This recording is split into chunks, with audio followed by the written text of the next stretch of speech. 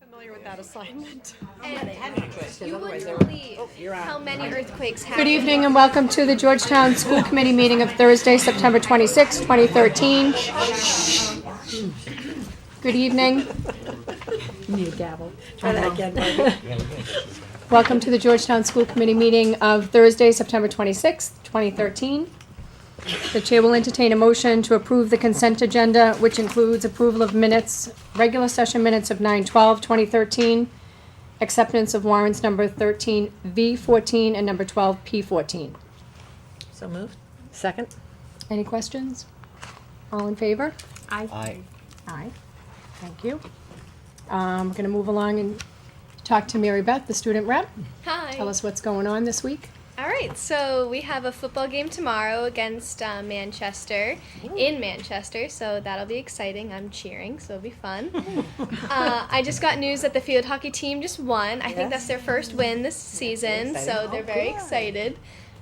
We had a club fair for all the clubs at the school last week, and it went really well. It was our first annual one, and we're definitely going to do it next year.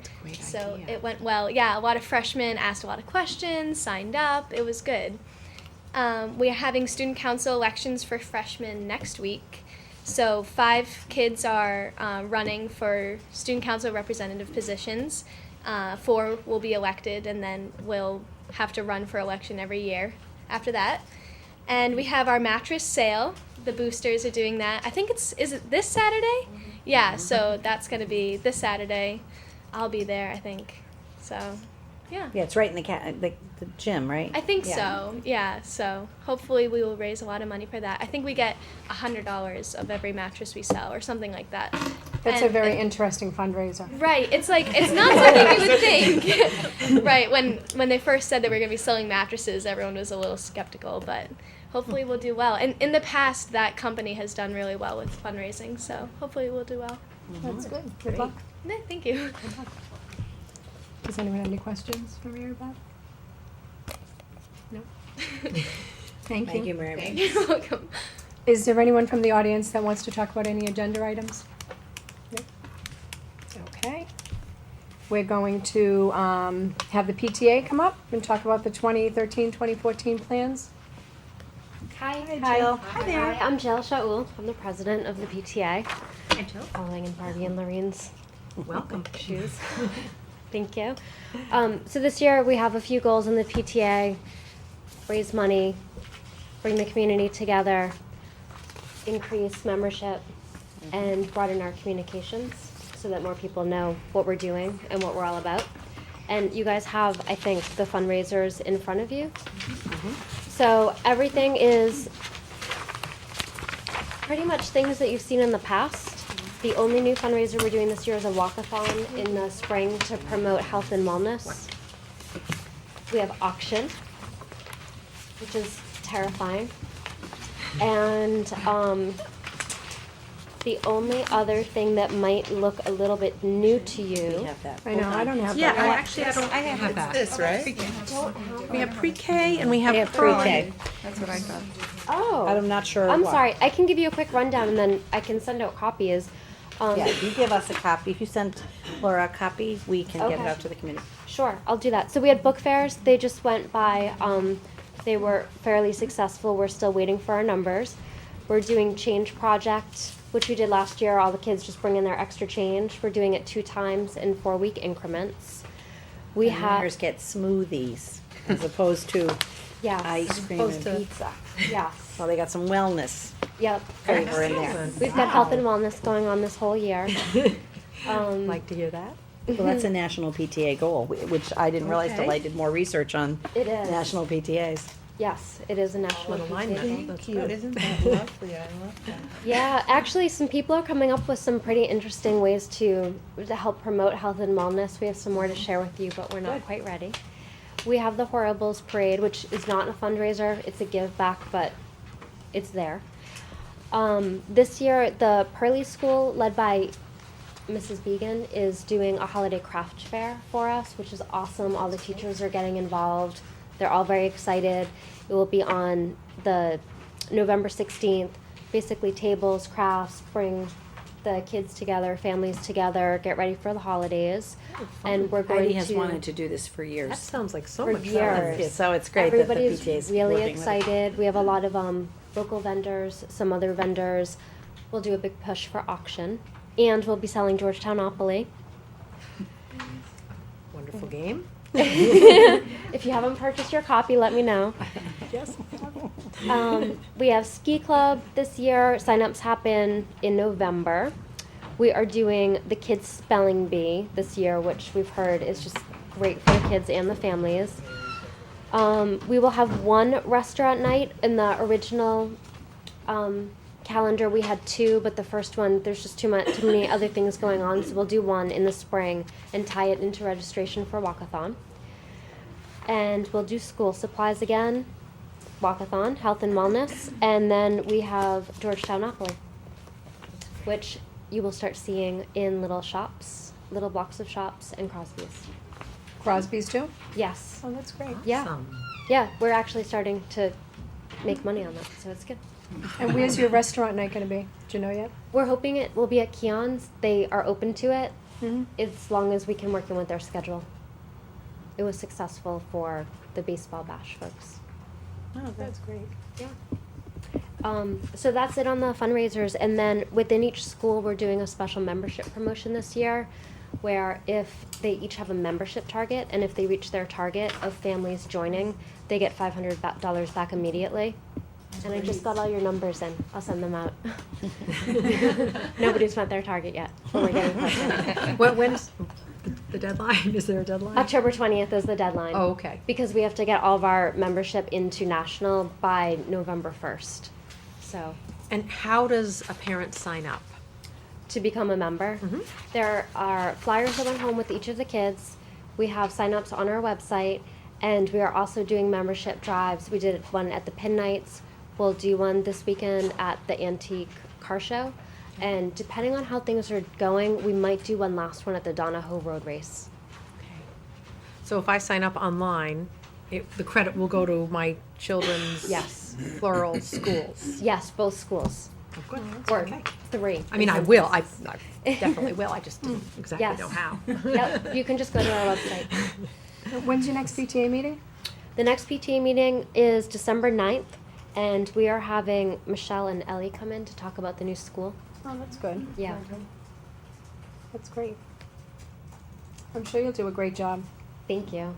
I'm excited about the year. Yeah. A lot Well, of you know, if you support. remember, the PTA was in danger of Yeah. not working this year, so it was great that Jill stepped forward, and you know, she and Jennifer worked together very nicely. So it is great, and I think their intention here is to try to work with other organizations so that we don't inundate people with so many things. You know, to do a fewer things, you know, better. So the auction is obviously a major fundraiser. Yes.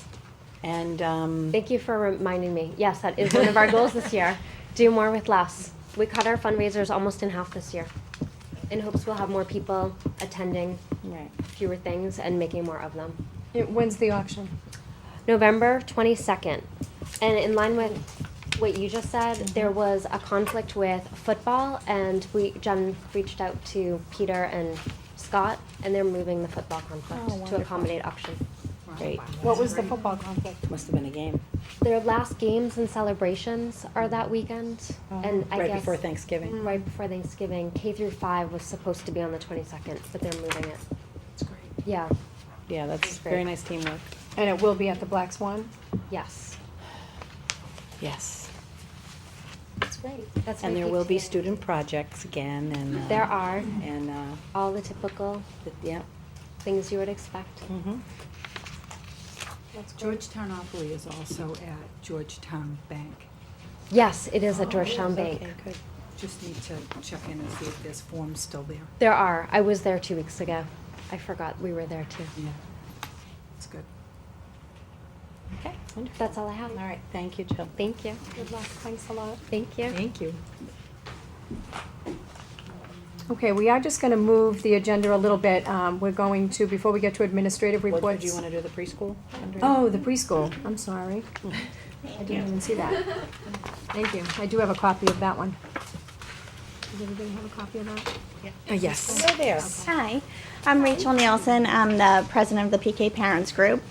The PK Parents Group is different from the PTA. We don't receive any funding from the PTA, so we host all of our events and fundraisers on our own. And roughly each year we earn about $2,200 that goes back to the PK classrooms as well as for supplies, equipment, and enrichment programs. So do all of you have a copy of the proposed fundraisers? Yes. So we host various events and fundraisers through the year. Do you want me to go through each item? All of these items listed, we've hosted in the past. We do have 2 new events proposed for this year. In February, we have a father-daughter dance. That'll be neat. And then in May, we're also proposing a plant sale to have people be able to purchase flowers before Mother's Day. Great. So, yeah, the group you want to check in with though, just is the music parents. Okay. I know they do 2 flower sales at certain times. I know they do one around Yeah, they did the Christmas. mums. We did the and then- gala. so- We already did the mums sale. So you did the mums, and then there is, usually the poinsettias are also there, but is there nothing in the spring? I don't think so. Okay, that'd be perfect We were then. gonna try to tie it in with the walkathon too, with the PTA. Yeah, that's great. so Yeah, that- that's Who great. used to do the bulbs? Was it CPAC that used to do the bulbs? CPAC used to Did they do still do bulbs. that? And that used to be We in did not do April. that. They haven't done that, no. Last year. Great, that's. Should I check in with them No, as well? no, I Okay. think you're fine. Okay. And then the bingo night, the PTA did that last year, but we've already double checked with them. They're not planning on that this year, so we were proposing hosting that. Yeah, and that was fun. That was very well attended last year. So most of our events in the past have been focused just on the PK group. Some of them we'd like to open up to all of Pearlie as long as they're not a conflict with something that the PTA is already doing. And again, I'm working closely with Jill on that to make sure there's no conflicts there. But we can obviously raise more money if we're able to open up to more students other than just pre-K. Interesting. So kind of make it like a community. Yes. That's good. Well, and then in 2 years, when the Pembroke changes, then it'll Then be it'll be- appropriate for it to be, just the straight preschool. Yeah. It'll change Yeah. again. Well, we've gotten some feedback from some of the parents who do want to have their kindergartens or grade 1 students participate in, for instance, like the Halloween party, whereas before we've just said it's pre-K and siblings. So we would like to at least offer it to them to attend, and then it's obviously their choice if they In want the to. in the evening, right? Yes. Yes, I remember that. Yeah. Yep. Most of the events are in the evening. The only 2 fundraisers during school time are the PK T-shirts, which we sell for the pre-K Olympics, and then the Square One art that we want to propose. Oh, you're gonna do square one art? Oh, yeah, we That's did that new. last year, and it was Yeah. very successful. Oh, that's Christmas presents are Yeah. all set. Yeah. So do you? What was I going to ask you?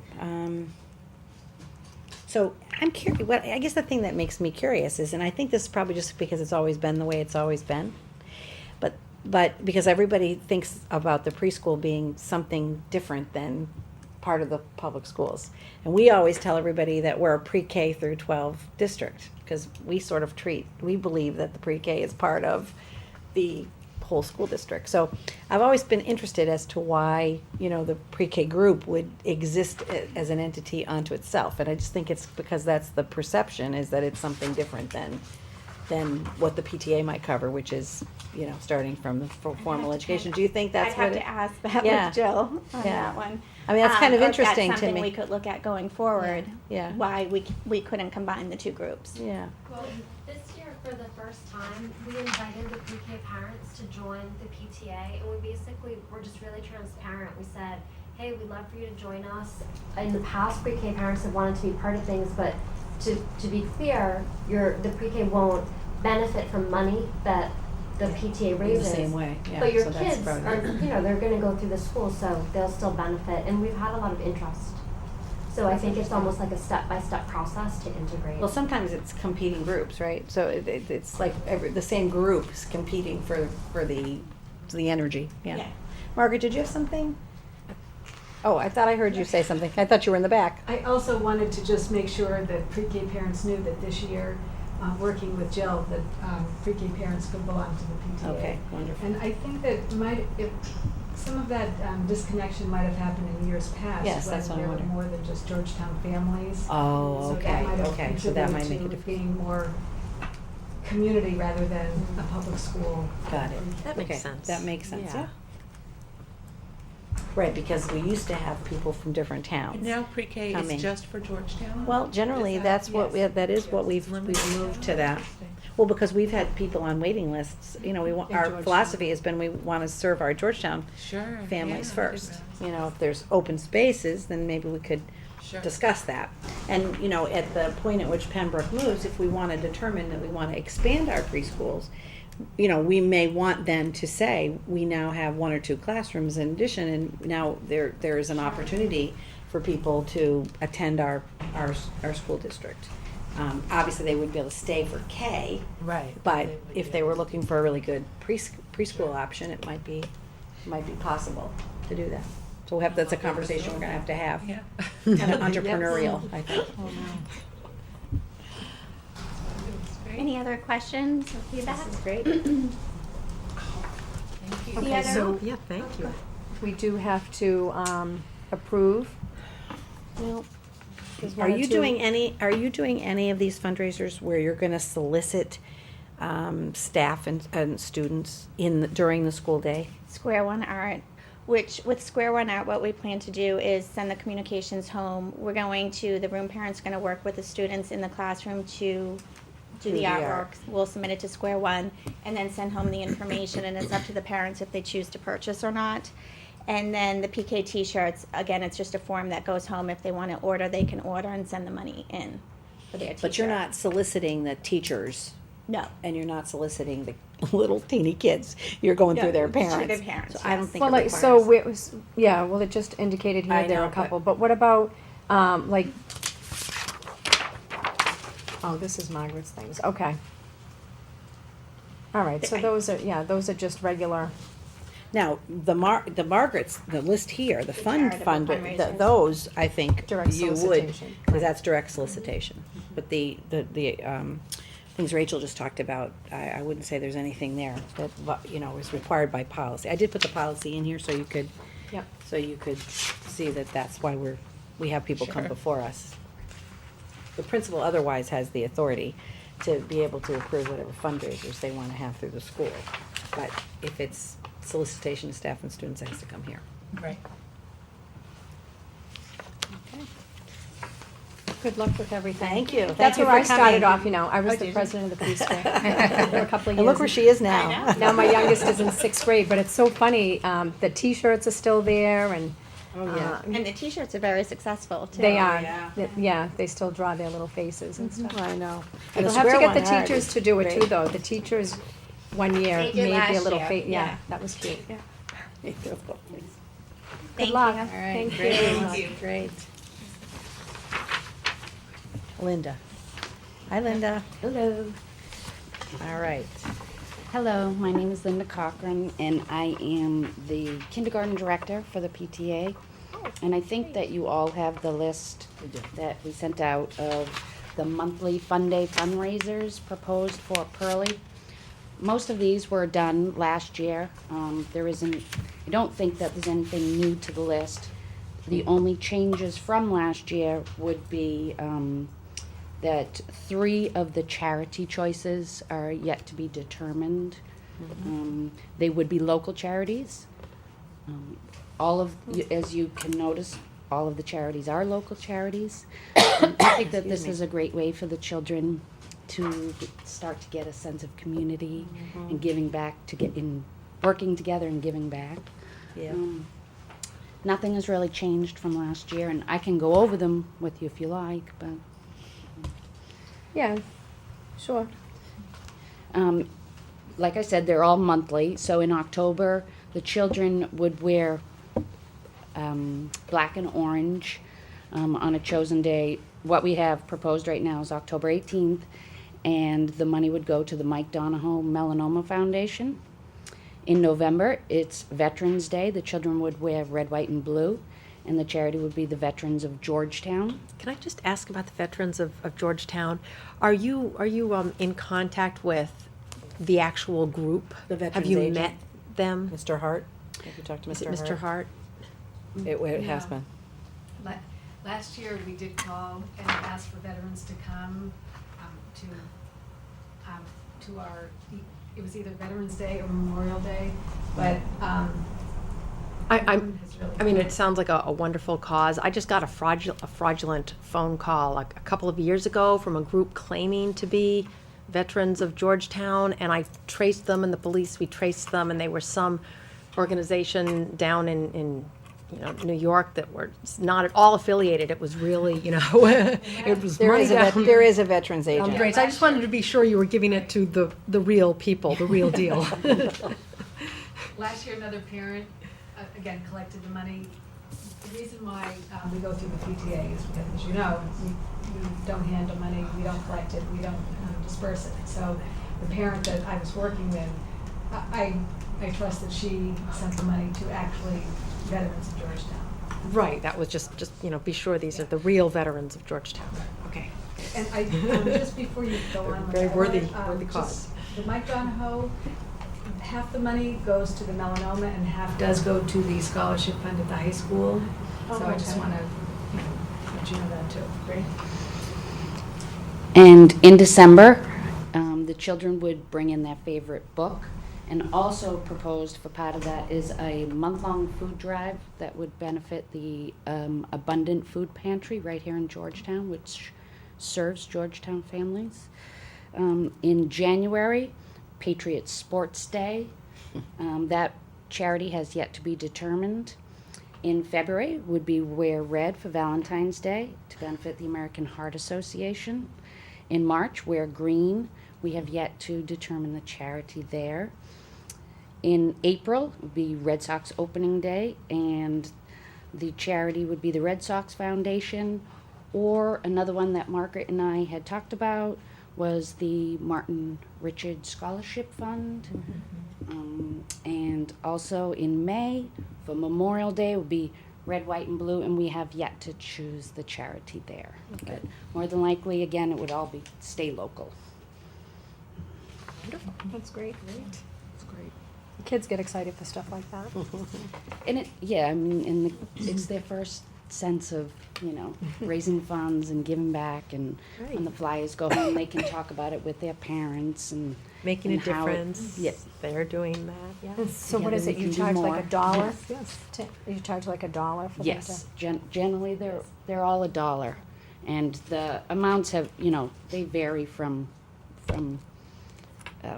event. Yeah. It's $150 to $300 that goes to local charities.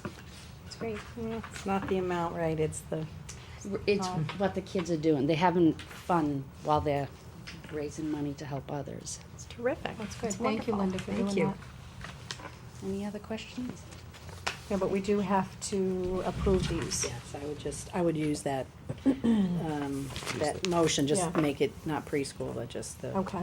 The chair will entertain a early motion fundraising. to approve the 2013-2014 Fund Day fundraisers as presented. So moved. Second. Any questions? All in favor? Aye. Aye. Okay. All right, so at this time, we're gonna go from, instead of the administrative reports, we're just gonna do the financial report. Okay, so I have two things, if Mike wants to come up here. The first is the transfers that you have in your packet. I have another one to add to it. The one that you received in your packet was mostly salary accounts. It was just getting all the accounts balanced based upon people leaving, us filling in the positions, people's raises that were dispersed. So, but I also want to add to it, on the table in front of you, you have a transfer request from the high school textbook account to the middle school textbook account. It came in, I think, sometime this week, and I didn't have time to put it on the transfer request form. It's to purchase, I think it's health textbooks. I think it was health, was it Yeah. health? Health textbooks. And if you remember, I don't know if you remember, but we did cut the middle school textbook budget this year, you know, like by $9,000 or $10,000, so they're out of money. So, but if you, I don't know what you, if you have any questions, but if you want to make a motion, I think you want to add, usually the motion has the numbers of the transfers and the total. Is that how you usually do it? Yeah. I don't have the orange notes in front of me. Yeah, So if you want to add, I'm not sure I put them in here. We didn't do that one. we didn't do that one. No, we we didn't Okay, put so them here. you could update the motion to say transfers 1 through 63. That's right, that's usually what we do. 1 through 63, and the total, do you have it, Bobby? No, I don't even have. No, it's not in the No, we orange don't. notes, because we don't generally We didn't put the do the motions for motions. yours. I mean, we can in the future, but we don't Okay, generally. so the motion would be transfers 1 through 63, and the total is $431,761. And as I said, they're almost all salary accounts, except for this. What I have is up to 61. Right, but I added, in front of you, had these two, Yeah. so there's two Got it. more and another $3,000. Got it. All right. Which ones do you have? Is that-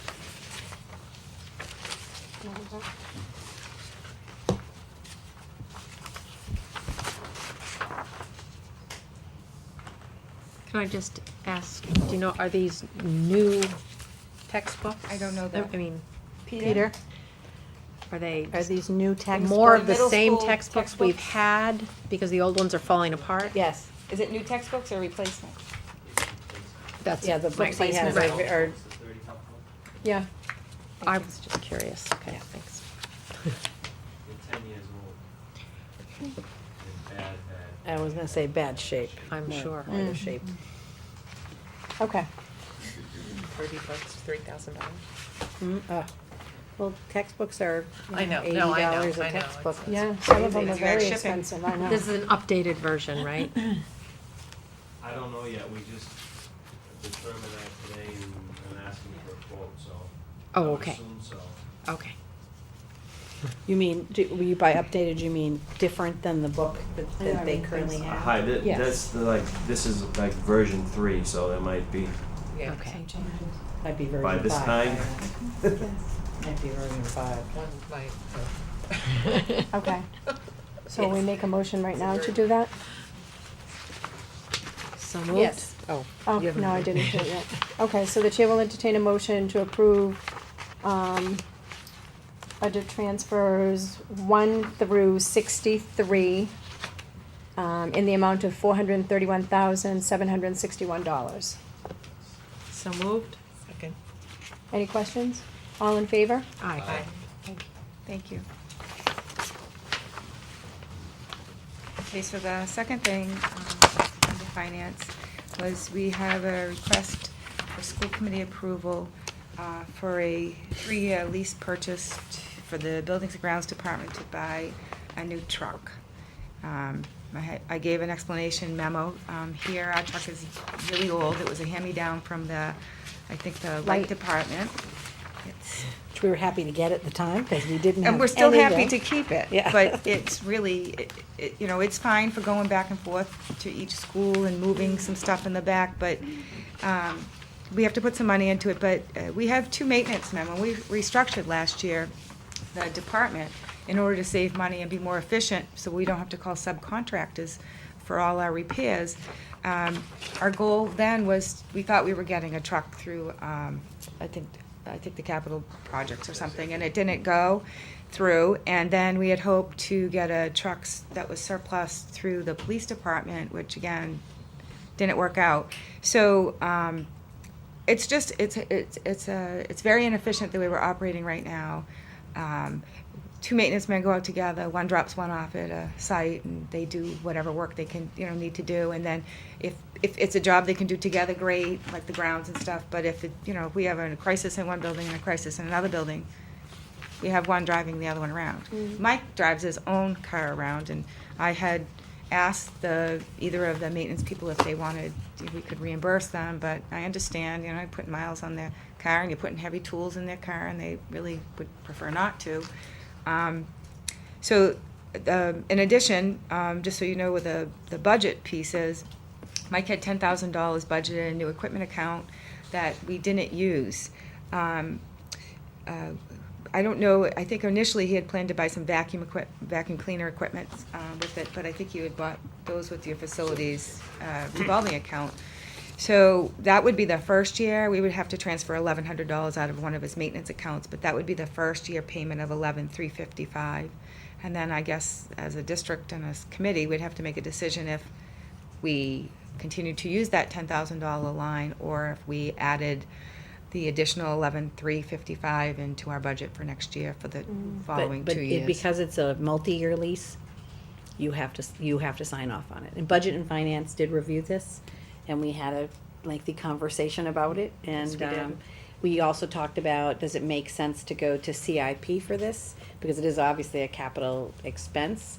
But given the fact that we have a new school coming online, we have renovations to the middle high school, we were trying to think about what might be best for the town overall, and decided that if we were able to do this lease, that it might make sense to just use our money within our district for this and just commit. It means that when we build the budget, we have to commit this money. We don't get to say, oh, we changed our mind.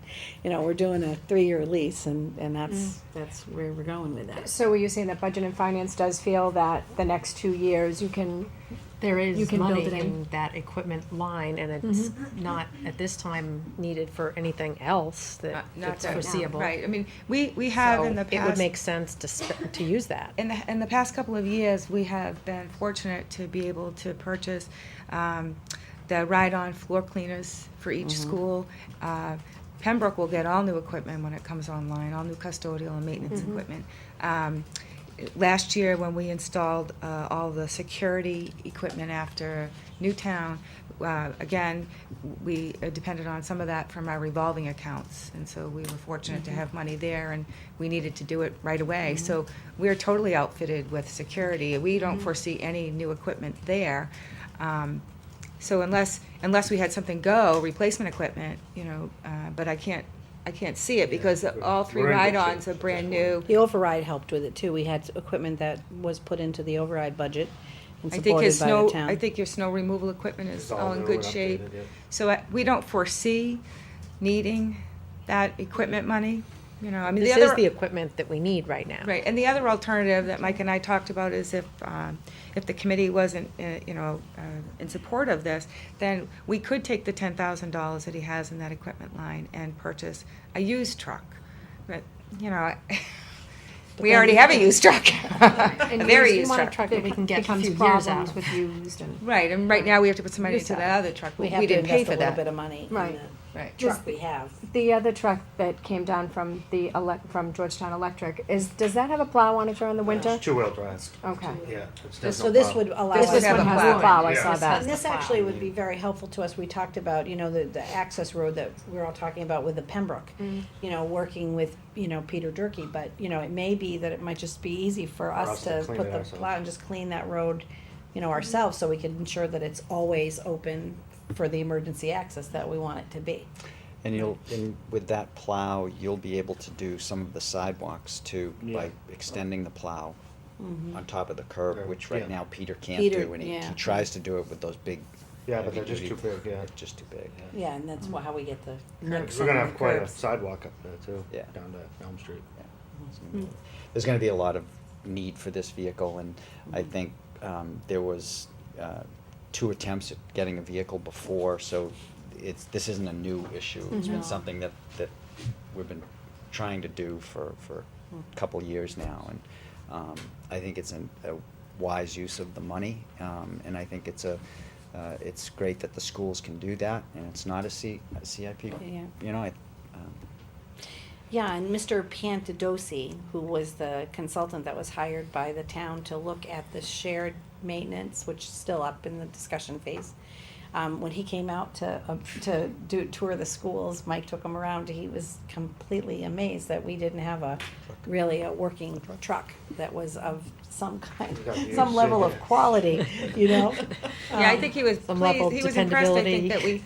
that we had restructured and added the maintenance positions in order to save money, but then when we're driving each other around, so kind of defeated the purpose. You thought that was very Pretty basic tool. ineffective. To say the least. Yeah. Yeah. So And one other thing with the feasibility study, I mean, we're gonna have so many things to ask the CIP for that putting the truck, taking care of the truck ourselves just kind of Yeah. makes sense. Yeah. That was another, yeah, we had Yeah. that thought. Okay. Good point. I just want to be clear too, this is a lease purchase, just like the, like when we do the computers. When we first started talking about a lease, someone said to me, you're leasing the vehicle? And like, gonna return it? You know, like, you know, Yeah. people lease cars. No. We're financing it and it's a 3-year lease, so. And then we Like a own car it. loan. Then we own it outright. Yeah. We own it, yes. We pay $1 on the 4th year and then we own it. Okay, so the total is the 34,066? Yes. Okay. Would I approve that total, or would we go into the first year lease of that 11? Yeah, I think you need to approve the total. Total. It has to be in the minutes and that you approve the 3-year lease. You don't have to get into the other numbers. Okay. Okay, so the chair will entertain a motion to approve a multiple year lease, 3-year lease in the amount of 34,000. 31? 34,066. Second. Any questions? All in favor? Aye. Aye. Super. Good luck with it. Thank you. Thank you, Mike. Thank you, John. Thanks, Mike. Thank you. Have a nice trip. Thank you. Be safe. Thanks, John. Thank you. So I'm wondering if you would be willing to let the school reports go above my report so that they don't have to stay. Of course. So let's do that. So. Okay, so we will, So the DECA ones, Peter, do you want to talk to the DECA ones?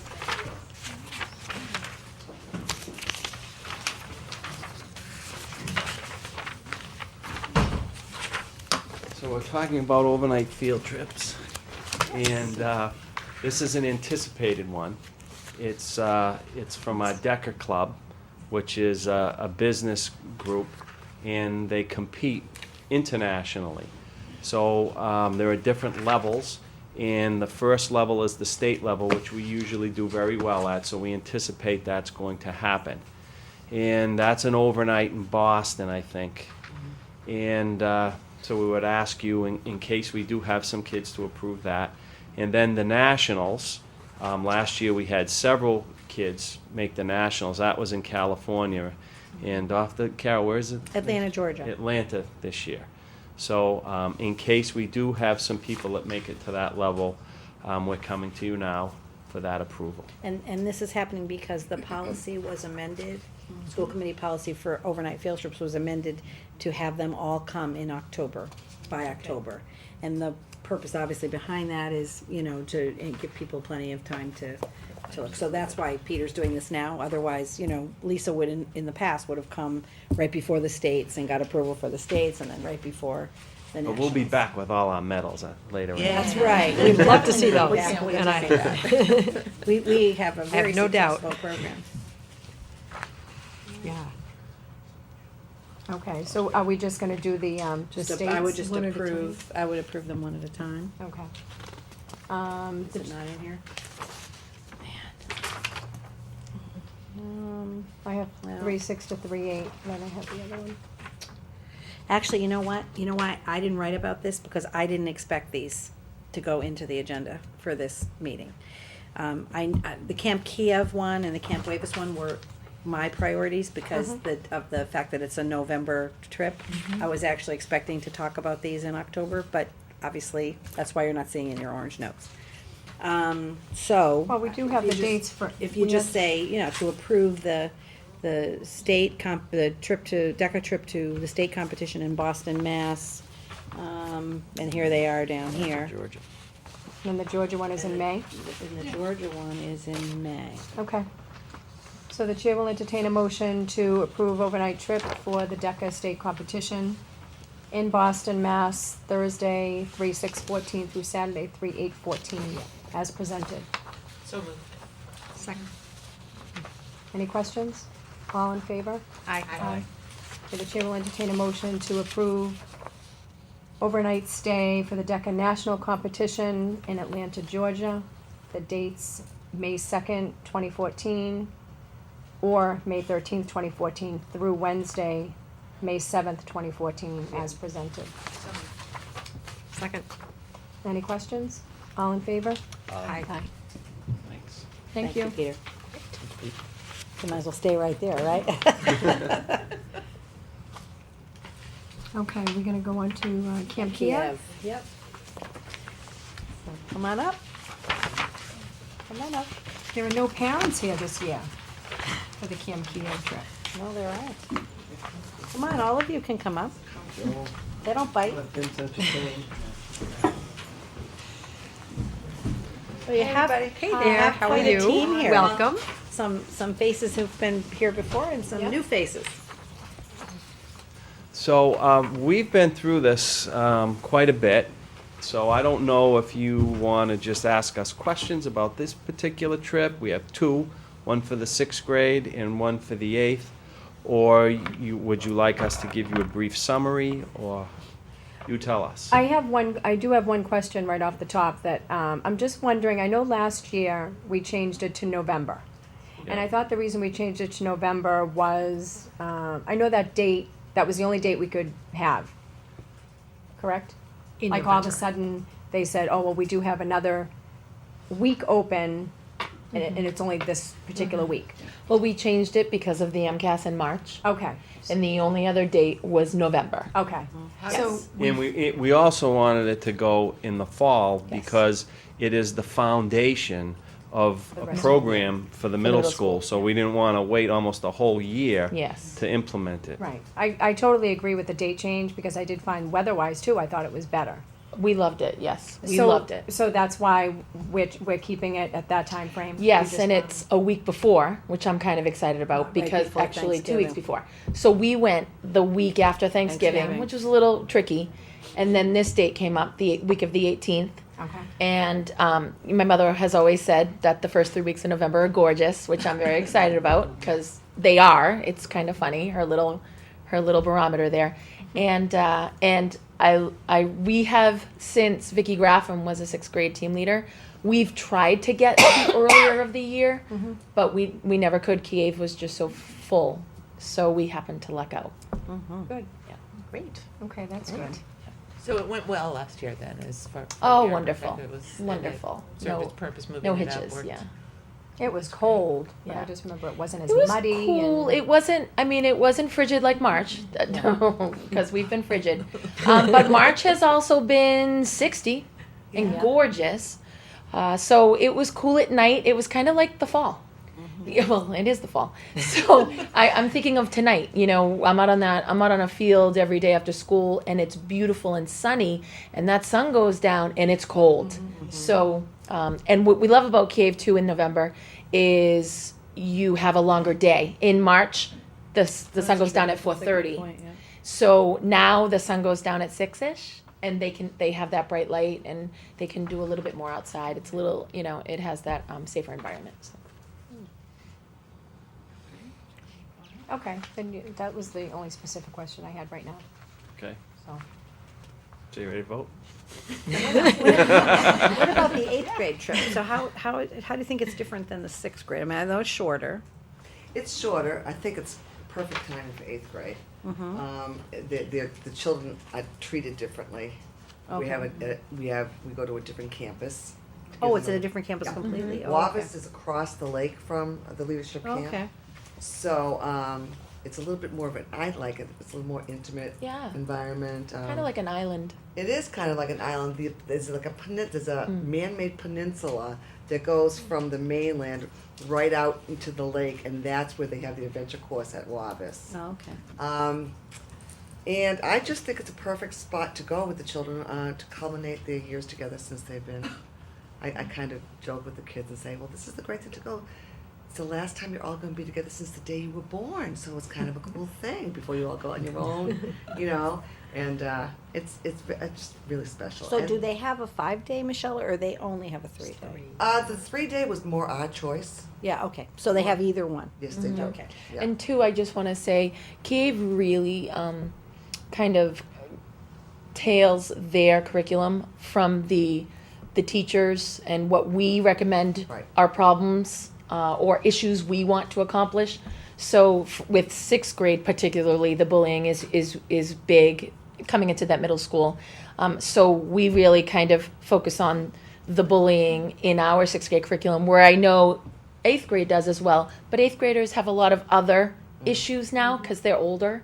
So again, Kiev interviews the teachers and asks how they want them to curtail their experience. So I think that's a nice collaborative relationship there about the curriculum. Yeah, it is good. And we do an awful lot talking about goal setting for high school and discussing fears about going to high school or nervousness about going there.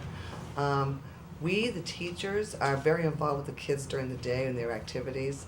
We stay away from a lot of the talk with the counselors because the kids seem to be freer if we're not there. You know, but I mean, we're there, but we're not in the room with them, you know what I mean? Then we meet them afterwards and we do our thing. So the counselors actually advised us to do that because they felt that the kids held back when we were in the room and they didn't hold back as much when we were not in the room. You know, but on the same side, they see us as different people there. It's a really special relationship, I think. Yes. Well, I was gonna say Mr. that. Lawson's very popular, I think. Very popular. Oh, yeah. Sure I do think it does show the kids a different side of their teachers, and also the fact that you take the time away from your own families to go. I think that does definitely send a really good message. Thank you. Yes, it does. I agree. It's one of the best experiences I've done. You know, as a parent, I came away when I went the first time as a different person, as a parent.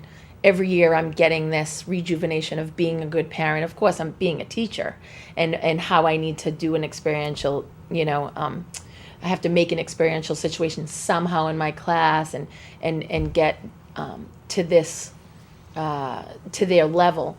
And so it's just an amazing, it really is an amazing place. That's all I'm saying. And I had a special thing last year. We had to bring a nurse with us because of a student's 504 plan. And we had a hard time finding a nurse, but I have a sister who's a nurse. She wasn't working at the time. So she came as the nurse, and she couldn't believe, someone who's never been there before, she goes, I can't believe you bring your kids here every year. This is, because she was a nurse in Hayward. She goes, oh, I wish our kids could do something like this. So and she had heard me talk about it for years and years, and when she saw it, she goes, oh man, she didn't even mind sleeping in a bunk bed. Yep. No, So. that's good. They're beautiful cabins. Yeah, they're very Yes, nice, very nice yes. cabins. So it will be interesting when the school configuration changes. Because what often happens in places and I think that maybe there's been a few questions about this in Georgetown, and there's benefits to it being in sixth grade because it's a new experience and it's a new, you know, a new environment for the kids. But it's also tricky, you know, making that adjustment to add one more adjustment. Sometimes that can be a little tricky. So what's often the case is you'll see like culminating trips like in eighth grade, but before kids leave, you know, middle school, and then the very last year of an elementary time. So, you know, the kids look forward to, oh wow, you know, the kids in sixth grade or fifth grade, they're gonna get to go to Camp Kiev or Nature's Classroom, whatever the option is. So actually it's gonna be interesting, because if we continue with the Kiev, or we look at some other option, you know, to do it perhaps in sixth grade at the elementary school at the end of their career is gonna be a little different than what we have currently now. And, you know, we wanna look at the eighth grade trip, maybe it still makes, you know, sense to, you know, to do it. But I think that there's gonna be an opportunity for some good discussion, you know, as we go on. It will be different if it's the last trip, you know, at the end of an elementary career versus the first trip of a middle school. transition to middle school.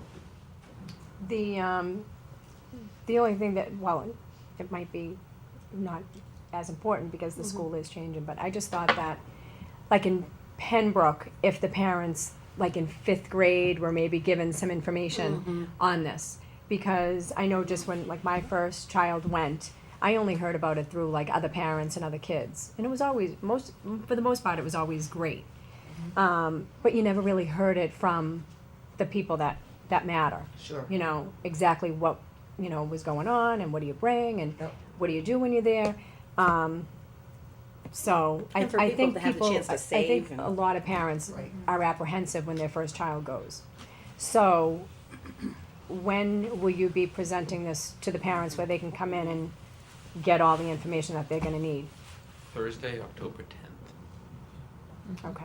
We have a pen night. So, but I think what I hear Barbie saying is maybe Invite the something. fifth grade parents, is that what you're saying? Or maybe in the spring, talk to the fifth grade parents about, here's what's gonna happen next year, we go on this Yeah, trip. just kind So of there's, be on- so there's Well- more information in the fifth grade. Yeah, well, we really haven't had a transition program in the No, middle school no. for fifth grade. And one of my goals, Peter, is to create a real strong transition plan, program. That's great. So that, yes, so That might be we something. start that in January, February, get these kids ready, get these parents ready, just like you said. Yeah. Absolutely. But that is And around that the will be a time- part of it, there's no doubt. That is around the time too, though, that those children in fifth grade are like all Starting of a to sudden become- realizing, okay, I'm ready for middle school. Yes, yes, Oh, yes. So. So I definitely have that. The second year of And fifth going grade forward. presents a whole So that would be psychology great. with the students. You know, if we could look at that next year, or this year, actually, transitioning to next Yeah. year. Yeah. Okay, so the October 10th meeting would be for the sixth grade Correct. parents. It's not, it has nothing to do with the Wabash trip. Correct. Yeah. Okay. Wonderful. Because the kids have already been in sixth grade, we had a pin night, first and second year we went with eighth graders, and really nobody came. Yeah. So my idea will be to just send out some nice detailed information as it gets closer, closer and closer. Yeah. So, Well, maybe you'll take a risk. We're talking about this idea of trying to do more webcasts because we are finding that we're not the only ones, but we are finding that it's harder to get more and more people in. Uh-huh. But that if we could do something where you were sitting and explaining it, and then you could pop it up on the website, and Carol, I somebody would do could anything click. to feel like a movie Some, star. some, So there you go. I told you, you'd be willing to take a risk, but then they could click on and they could hear you talking about it. I mean, that's another way to No, get that information. sounds good, Yeah. yeah. I love that. If Absolutely. you're interested in that, we'd love to work with you on that. I miss my calling, I really miss my calling. All on the web and videos. Great. Wonderful, okay. So, the chair will entertain a motion to approve the sixth grade trip to Camp Kiev from November 18th, 2013 through November 22nd, 2013 as presented. Second. Any questions? All in favor? Aye. The chair will entertain a motion to approve the eighth grade trip to Camp Wavis from May 28th, 2014 through May 30th, 2014 as presented. Second. Any questions? All in favor? Aye. Aye. Thank Thank you for coming Thank you. tonight. Thank you Thank all you very very much for much. being Zoom here. closer. Thank you. Is that on? I look forward It's not in to here. October 10th. And there's a school committee meeting that night. 6 to 7. Oh, you'll be busy. I'll be there, I think. All right, wonderful. Okay. Okay, so let's see. So, now we'll do the Yeah, administrative. we can do that. Okay, so the first thing that I wrote a little bit to you about is, that, Donna and, Margaret and I, have started, a series of meetings, to just talk about transition, and we're anticipating that, in the spring perhaps, really most particularly in the spring. We wanna set up a few strategic, activities that, for parents, for students, for staff. Obviously, the two principals are working in coordination, up till that time, but, it's still early in the year, and we, it's Donna's final year, so it's important that Donna, be considered the principal of the school, and that, we don't just, run into her, in her territory. But it's also important for Margaret to feel that she and Donna can work together so that things that are going to not necessarily impact the following year. So, we have a collegial, conversations on a regular basis, and we started the conversation, and we'll go. So one of the things that we talked about at our last meeting was the importance of having, like when we come into new places, we have written transition plans, generally, or written, transition plans, I guess would be it. Or entry plans, something like that. So what we're gonna be working on through these conversations is, a written plan that we'll publish, we'll come talk to you about, in terms of what are those strategic activities that we are gonna wanna put together and we execute in the spring. So I just wanted to let you know that that process is happening and, you know, we're all working collaboratively on it to try to come up with a way that we can really continue with a lot of the vision that Donna had at the school. You know, Donna and Margaret have a lot of commonalities in terms of, and we've been working for multiple years now on the coordination between the Pearly and the Pembroke School, you know, from curriculum to, you know, social curriculum like the responsive classroom. And while there's always room for uniqueness and everybody brings their own special gifts and talents to it, you know, we're trying to have a continuity so that, you know, we really do have a philosophy that moves from level to level. So, you know, there are certain traditions at Pembroke that are really wonderful. You know, we wanna learn as much as, you know, Margaret learn as much about those, you know, and look at what the traditions are at Pembroke, at Pearly, and just try to find some places where, you know, there's a nice overlap so we can continue to support the, you know, things like the schedule, you know. Obviously, the first year you take over a new place, you know, it's in your best interest not to change everything. It's in your best interest to really look carefully, but if we can spend some time this year, because as you know, there's a transition of the year, Margaret will be the principal of both. Any wisdom we can garner from Donna and the experiences of Pembroke under her leadership, you know, that Margaret could continue on and learn about now, that's all the better. So that, I just wanted you to be aware that we are having those conversations. And I thank Donna and Margaret both for the extra time that they're taking to make sure that those, you know, those kind of conversations can happen. In terms of the superintendent's goals, I did include, summary of some goals. So, we talked a little bit about it at the school committee retreat. You know, when we chatted about some ideas things that you felt were important. We are updating the strategic plan, so we'll have our 2013-14 goals. And the school improvement plans dovetail with those district goals. So that you'll see the strategic goals for the year in October. But what I've done is I've taken a look at this, and Pam was very helpful, and Barbie, in terms of sitting with me and taking a look at them, which is exactly what I hoped would happen. It's a multi-step process. So the first thing is the goals, and then the second is this thing that's referred to as an educator plan, where you then say, okay, based on this goal, these are the kind of key actions. This is when certain timeline, you know, certain benchmarks can get hit, and then what evidence would we want to look at together, you know, to ensure that, you know, I was meeting it or we were working toward it at an acceptable level. And if you remember, one of the things Mike said when we were chatting with him at the retreat is, you know, then you can find times to just check in, you know, and I really would like to continue with Barbie and Pam, you know, throughout this process, because I do find that's helpful to, you know, hear the thoughts of others and to obviously share my own ideas, clarifies what I'm really thinking. So, so anyway, the first goal, and many of these goals, as we've talked about at the administrative level, are more than 1 year goals.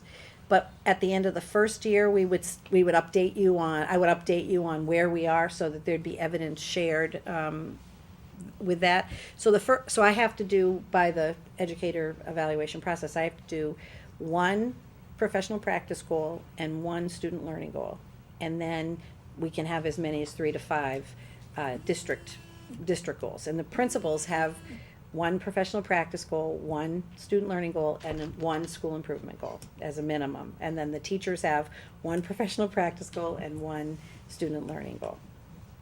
And then, of course, we have the whole rubric in addition to that. But we're just talking SMART goals right now. So the first one has to do with increasing communication to the public and using, you know, I said at least 3 modalities. But, you know, I'm in the process of scheduling some television kind of time with Charlie, and Julie and I have been talking about a newsletter, and then the blog. I met with Barry Belanger because he's been very busy at the beginning of the year. It's been hard for us to get a time. But we're planning to relaunch the blog on October 1st, and Barry, Alana had some ideas of some different kinds of prompts and questions we might ask. And we're trying to figure out a way so that if somebody obviously goes to the site and clicks on the superintendent's blog, they see it. But is there a way for people that want to subscribe to have it come up on their email? So we're investigating that. Barry's talking about Blogspot, and he's figuring all that out. But anyway, you know, we're trying to move in that direction. So that's the first goal. And then goal 2, which is another professional practice goal, is one that the administrators and I are all using, and it's actually, you saw it in the school improvement goals as well. And that has to do with the fact that we will have all teachers and administrators by 2014-15 will have completed the 5-step evaluation cycle. And when we talk a little bit more, if you notice the meeting notes, or the meeting topics, there's one in there on educator evaluation. When you see that, you see the cycle, that goal will make more sense to you. Goal 3 is the student learning goal, and that I have had TBD here because one of the things that we've been very busy with is, looking at the MCAS scores, and the administrative team and I, on our meeting on Tuesday, sat down and tried to figure out a goal that we, again, would all use. One of the things this process is really encouraging is departments and teams of teachers and grade levels and administrators to work collaboratively on goals that everybody's gonna work on together and share the responsibility for, getting the action for. So the goal that we had was by the end of 2014, I'll write this and send this out to you, but by the end of 2014-15, the performance of the special education subgroup, students in the special education subgroup, will increase by 7% in English, language arts, and math as measured by the PPI, which is you'll hear a little bit more about the performance index. We chose to focus on the special ed subgroup because, as you're going to see, or if you had a chance to review your packets, you'll notice that we still have some gaps there that we really do need to continue to fill. So we might as well focus on that and try hard to put our energy, a core of energy into that. Goal 4 is one of the district improvement goals. And one of the things we talked about at the retreat, and one of the things we're continuing to talk about in the district, is the need to continue to look at technology, in particular the technology infrastructure. So this is actually a 1-year goal, which we would develop a technology infrastructure plan that could be implemented in 14-16, those 2 years. And the evidence would be the completion of the plan. And why we think that's important is with Pembroke coming online in a couple of years, where there's going to need to be a lot of involvement in what technology gets purchased, and then how does it all get maintained. And then the high school high school, middle school have technology needs. We've increased, we've increased a lot with a little bit of money, through some very creative, financing and fundraising. But at the same time, if whatever we're going to do needs to be well coordinated. So I've already told you that my intention would be to support, coming to the committee and asking about, some type of position that would really allow us to have somebody that high level that can plan that and then look at our plan. So that's this goal, and that came actually out of our discussion with the committee. Goal 5 is another district improvement goal, and basically this is a 2-year goal.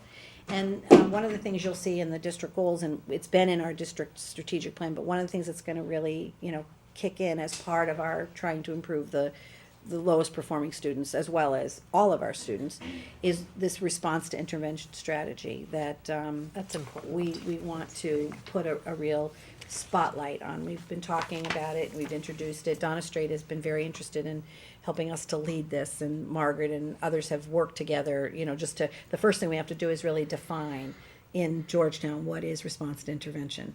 We're trying to, obviously draw heavily on the resources, and then look at what we have for resources to be able to target that, and then what are the gaps. So this is basically talking about implementing the response to intervention strategy and ensuring that there is actually time built into schedules to allow for interventions to happen. And then, of course, we have to one of the big action steps is to take a look at just make a big map. What do we have now for interventions at what levels and what grades? And then I think what we're going to see is we have a lot of things that may not necessarily be clear as to who and when they should be implemented, and they're not necessarily across the board. So if we look at students, for example, that have language-based learning disabilities, do we use a similar set of one or two interventions all the way through? If that's an appropriate thing to do. So that's the discussion we're having in the district now, but that will be part of the evidence we would share with how well we achieve. This looks like it might, I know at least some of the principals are also interested in having that be one of their interests, their goals. And then finally, one of the things that came out again at the retreat, and was discussed at the school committee, was this issue of wellness, the wellness committee.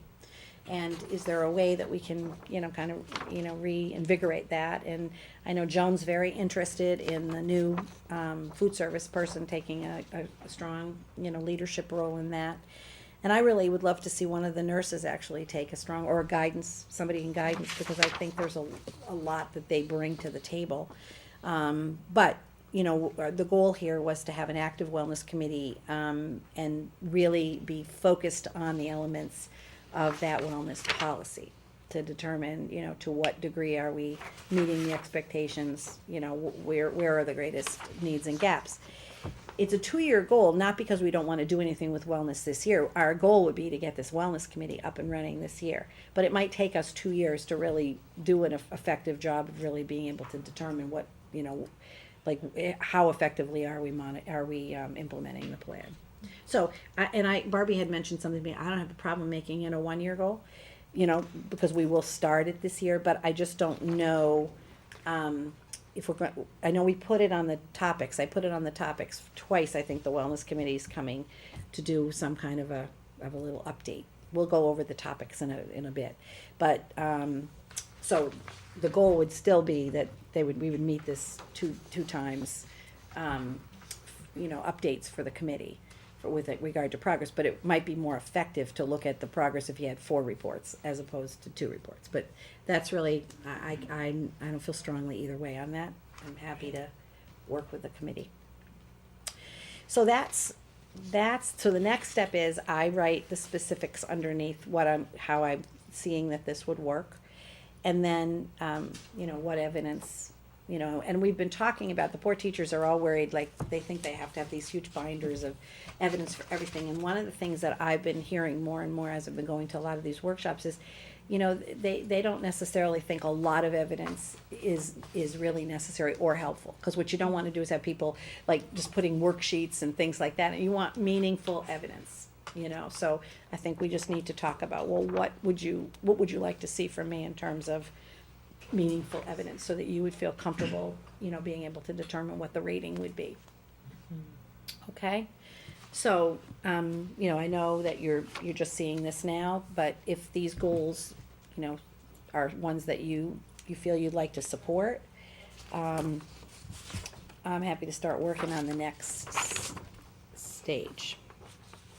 I just had one question on Goal 3, student learning and the MCAS, and is there why is it just for the lowest performing students versus? Well, we could choose any students, but right now when we go over the MCAS results with you, what keeps us from being a level 1 district across the boards is our performance with our subgroups. And our lowest performing subgroup is special education students, which that wouldn't be shocking, okay? But the goal here is to make sure that whatever we're doing is allowing that subgroup to make 10% growth overall. Not every individual student makes that. So what we're trying to do is to hit, is to improve by doing strategic things. We've just decided that the special education subgroup was where we wanted to focus our energy. And so It's not that we're not paying attention to everybody else, but if this is the student learning goal, that's the group that you would target. We were also discussing, well, what if we did the lowest 20% of students, right? We also talked about, well, what if we looked at a percentage of kids that are in needs improvement and moving them to proficient? I mean, we could choose any and all of these, and frankly, we're working on any and all of these. It's just what one are we gonna identify that we're all, as a district, all the district administrators are gonna work on in their There's school. just, from the brief glance that I took at the the other data we'll be looking at tonight, that Mhm. seems to make a lot of sense to me as a goal. Just seems to align with Are you what thinking if we maybe wanna focus on a different group, Rob? I'm not sure. No, I mean. Or you're just wondering how it came up that It way? makes all the sense in the world to focus on that group. I'm just wondering, and I'm understanding, but I can't help but wonder about the other groups as well. Yeah, so that's, so when Julie comes on up and we talk about what the process is for how we're looking at MCAS, and the school principals look down to the student level. You know, our goal is always to look at every group of students and say, okay, you know, what, these 10 kids in this particular grade, if we just do something a little different with them, they're sitting right there at the top of the needs improvement category. What can we do? So it's gonna help us with our RTI, because that's what that is. That's response to intervention at all levels. And also, even with our top kids, you know, I mean, we have a lot of kids that are in advanced, right? And so we don't stop challenging them, right? So we need to look at it helps us with our curriculum alignment, it helps us with our groupings of students, it helps us with, you know, supporting students who need to be challenged a little bit more, you know? Exactly. Yeah, so the nice thing about MCAS, even though no testing system's perfect by any means, but one of the things that's nice about it is they don't just send you back the score. And then you go, well, what do we do with this? You know, we've got this percentage of kids that are needs improvement. The fact that we get information that literally goes down to the item, so you can look at the individual students, that's how come we have, by the time the students go to high school, they all graduate with an MCAS diploma, and you saw the high school results. And that's, you know, high school teachers we're proud of them and we're very happy, but they didn't do that by themselves. The kids had accumulation of knowledge that they've done going through the district, and there are some of those kids that are proficient now, that, like, let's just use our special ed subgroup, that, you know, are in the high needs improvement or the proficient category, that didn't start out there when they took the MCAS, when they were in third, fourth, or fifth grade. But because the data comes in and we analyze it and we really look at it, we can make adjustments. And then the whole goal is the rubber meets the road when the kids have to determine whether or not they get a high school diploma that's MCAS sanctioned, right? So the goal is to use the information along the way to put together a plan so that when they get there, they're ready. And every year, the state gives us a little bit more information, or at least I know as a parent, you know, when you get the Well, that's right, reports they get back. the parent reports, which. I mean, I'm sure Which they- have been sent out, right, ladies and gentlemen? Parent reports tomorrow. Tomorrow, right, yes. Yeah, I mean, we could focus on so much, you know, and that's why, you know, we're gonna get ready to talk about the MCAS results, but I just wanted to draw your attention to a couple of things. It's more effective in some ways in color, but, you know, it is what it is. One of the things that, before we get into Georgetown's, that the Commissioner of Education is really trying very hard to tell the story, and the governor as well, is that when you look at 10th grade overall, you know, since the, you know, inception of when the test was given, you know, the steady climb, you know, you were going from 24% to 78%, you know, so they're proud of that, you know, and they're proud of that. But the one I love the best is the one on the back, because, you know, when you look at our strategic plan, when you hear us talk about things, when you look at the number of topics that we want to talk with you about, that's just what we're talking to you about. There's a lot of work we do beyond that. This was shared at a workshop that I was at by a woman from the Department of Education who is in charge of coherence, because they recognize from the field, they've heard over and over that there's just so many initiatives that people are just kind of, you know, dying on the vine. So she put this together as a way to show that, look at all these things, and now this is why we need a coherence project, okay? But I think it's effective to show you, because this is kind of why we're all going crazy, right? Because everything here isn't equal, for sure, but it all hits the public schools in some way.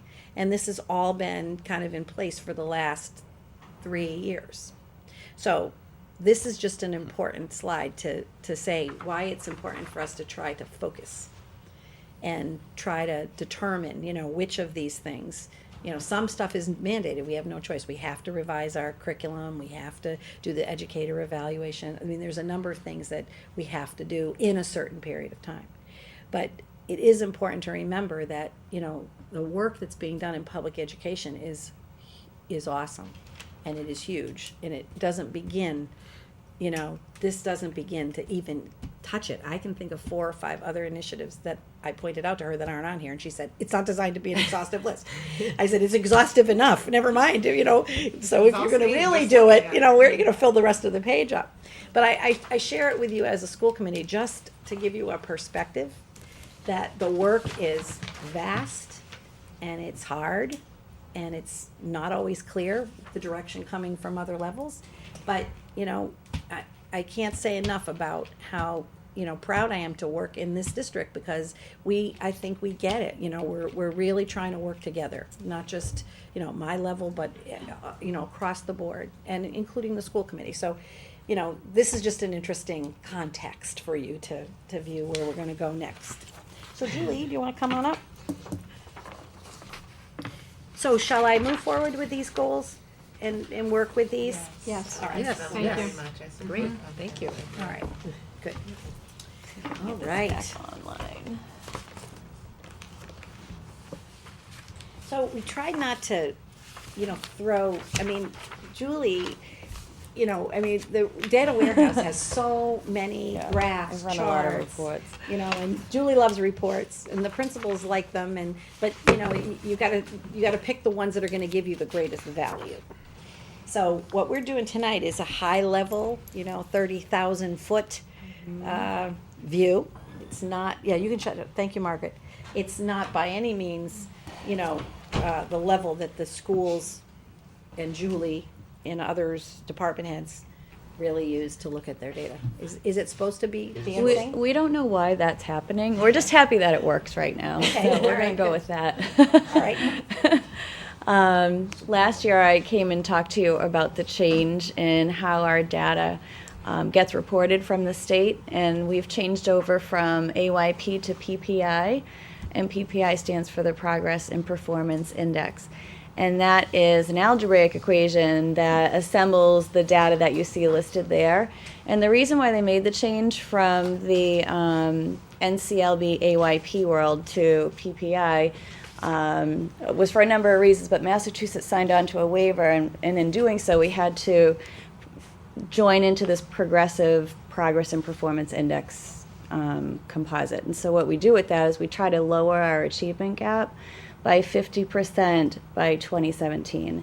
And so they take the MCAS data over time, and they analyze that and come up with a set number that you're supposed to work within to lower the achievement gaps of certain subgroups of students. And so that's the work that we do anyway. When we look at MCAS, we try to determine, you know, who are highest achieving students, but also where are their gaps with student knowledge, and does that indicate a gap in our curriculum? Is that something that we need to consistently look back at and make sure we're addressing correctly? So we do a lot with MCAS data. It's not just a student score.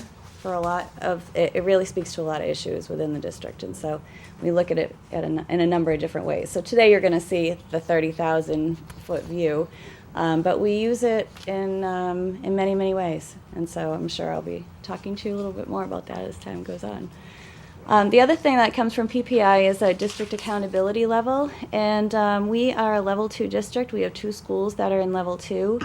And I think 2 schools, in addition to, there are about 258 to 275 schools in level 2, or districts, I should say, in level 2 as well. So the majority of districts reside here. But we do have 1 level 1 school, and that is Georgetown High School, and so we're very proud of that. Can you just tell me how many levels there are? 5. 5. Yeah, 5 levels. Level three or below, the state is doing some intervention with you. Okay. Yeah. When you're in 4 and 5, you know, you could face receivership, Okay. where the state's gonna take you over. Right. The only level 5 district in the state right now is Lawrence Yes. Public Schools. So. And actually, through their They're intervention, doing- there were a yeah. number of level 3 and 4 schools that actually got out of their status. So that's a good thing. Okay. So Peter, can I, before you go on? Sure. Peter, do you have a meeting with the Globe? Because I think that, I do. so could you say something about that? I don't know too much about it. I think he's a reporter, called me, and he said they're working on an app for the Globe, and the app is for people looking for good places to live that have good school systems. So he said that awesome. Georgetown High School is rated #1 in the Northeast region, and they want to talk to us. So he's coming tomorrow great. morning, and he'll meet with me and Allison Vieira and Paula Utter and Julie. Excellent. Great. Wow, congratulations. Super Very exciting. Rated Great. #1 in the Northeast. Yeah. Yes. And then Northeast District for the Globe, I guess. Do they have? They have the different sections. They, for the they have newspaper. sections of where reporters cover. And Oh, yeah, there's and a section the of ranking Yeah, is the by- Metro, the Northeast. The MCAS scores have a lot to do with it. They do. They I do don't have a know if lot it's to just do. the school ranking or Well, I'm going to show you a couple or a things town, that or a town, I probably don't know. play into that, because we did close the achievement gaps for all the students at the high school in addition to raising the MCAS scores at the high school. So two things were in play at that, and so I have a feeling that those two things combined really put Georgetown High School over the edge. So it's wonderful news. It really is. Great accomplishment. And so this lovely chart is the district data chart that's put out by the Department of Ed, and it will tell us a number of different things. How many percentage of students did we have that scored proficient or higher in the district versus the state average? And then it will break it down even further, the advanced categories, proficient, needs improvement, warning, and failing, the number of students that are included, the CPI score, which is what really plays into our PPI overall index of where we are, and our student growth percentiles as well. So what we shoot for is a range between 40 and 60% for student growth percentiles, and you'll see that in many cases we're above that. There are a couple places where we're not, so we're going to take a look at that and try to determine what's at play in those couple of instances. But you'll also see, if you look at the high school, we can range up into the 80s as an average for student growth, which is amazing. That's just an amazing accomplishment. So, don't try to do your eyes on this. Yeah. Remember, there's Yeah, a it's- packet. These are all blown up in here, so that We wanted you to have be able to the look at opportunity. them. So if you're looking for handouts, you have them. That grade 8 science was concerning. That when I grade 8 saw that. science, we're really looking at the structure of the curriculum in over 3 years and trying to determine what happens, because our kids only get tested in grade 5 and grade 8 and grade 10. And so that's a huge area for what's happening at each grade level, and what have we taken out of the curriculum, what do we need to build back in. And that's really honestly one of the major points that we're looking at when it Good. comes to science. Yeah. Okay. Any other questions on this chart? Okay, so what I pulled here is just a district average, and you can see, if you just look at the colored chart, the district versus the state. In every grade level, we have been above the state average, which is primarily where you expect a town like Georgetown to be. So we are very happy about that.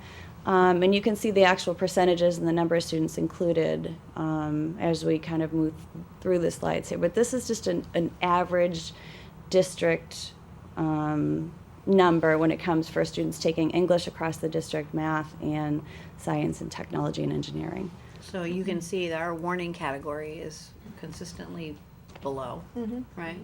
And that the proficient and advanced categories are generally higher.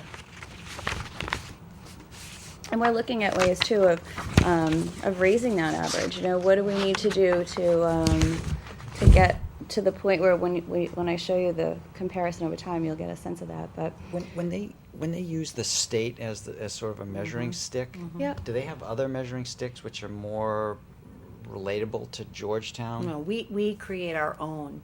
we create our own every year when we analyze data. We'll pick those districts that are surrounding us, That are like. that are, Yeah. that are Similar. like, the challenge is, we don't really have anybody like us in the area. We're very because unique. We're, Well, it is we're true. surrounded by the big regionals. That's right. I mean, Ipswich, yeah, maybe even Newburyport's bigger, significantly bigger. about Amesbury's sometimes different. Linfield will come up. Sometimes Linfield, Linfield. yeah. Actually, the state compares us to Linfield. Yeah. The state compares us size-wise to Manchester, Essex, and Hamilton, Wenham as well.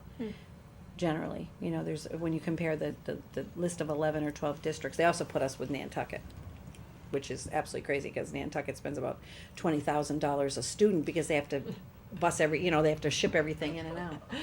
But I don't know, somehow we're on the list with them. Go figure. Okay, so this is a summary report of Pembroke's data, and you'll see English, language arts, math, and science. And when you think about Pembroke data, we have students that are taking MCAS for the first time in their educational career, and then we have students who are taking science for the first time as well when they get to 5th grade. And so that's kind of a few places there where some major shifts happen or introduction points happen at the elementary level. We can tell you this year that ELA and math had 50% of their test was based in the new standards. And so we've been really taking a look at how did our students do in relation to the standards that we've worked with for the past 10 years, 15, I can't remember how many years now, and how have they done in relation to the newer standards. And we can also tell that the long composition changed pretty dramatically in 4th grade, which is the first time since the inception of this exam that it's changed, and students were asked to write a story. And usually they're asked to write something a little bit more reflective of an experience they had. So they had to be a little more creative in their writing. So it makes us look at the types of writing that we're doing and, offering up for students to think about when they're writing. There are going to be new science standards. Yes. That have recently been adopted. And actually, we've had to put our energy into math and math and English language arts. We did purchase a few years ago some science materials so that it was consistency across the board. But we know that's not the consistent curriculum that we really need to put in place. So and when you see the district strategic plan, that's one of the items that we're looking at is science and technology.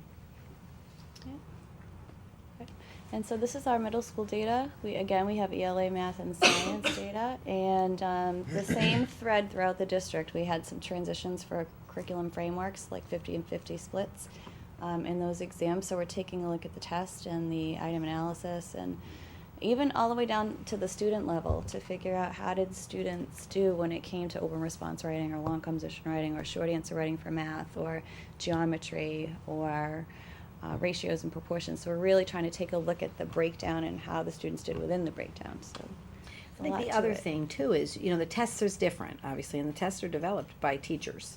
They're on teams. And you see consistently that the performance at all the levels in English language arts, both at the schools and at the state, are consistently higher. That, the math is interesting to me, because the math standards haven't been around. The current math standards have been changed several times, right? So the question, and we are making some adjustments here based on those. So, some of the curriculum that we've taught in the past, we have to shift.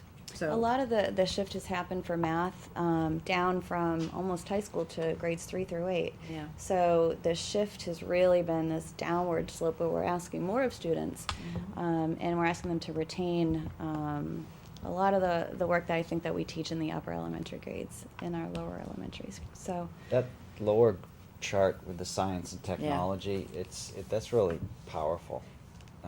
And I know what do you notice from that, Rob? What do I notice about that for Pembroke? I noticed there's no advanced. This is middle school. This is middle school. I mean middle school.